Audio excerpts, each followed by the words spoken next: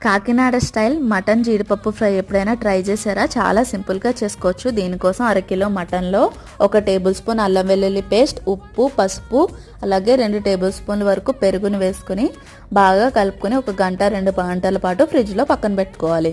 ఇప్పుడు ప్యాన్లో ఈ మటన్ని కొద్దిగా వాటర్ని యాడ్ చేసుకుని వాటర్ పోయేంత వరకు కుక్ చేసుకోవాలి.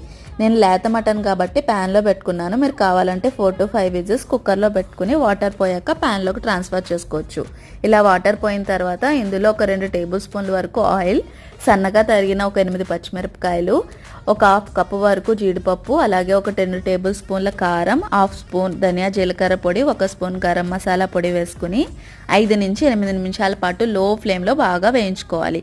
ఇలా వేగిపోయిన తర్వాత సన్నగా తరిగిన పుదీనా, కొత్తిమీర, కరివేపాకు వేసుకుని 5 నిమిషాల పాటు ఈ ఆకులన్నీ క్రిస్పీగా అయ్యేంత వరకు వేయించుకోవడమే. చాలా సింపుల్గా అయిపోతుంది, అంతే టేస్టీగా ఉంటుంది. నచ్చితే లైక్ చేయండి.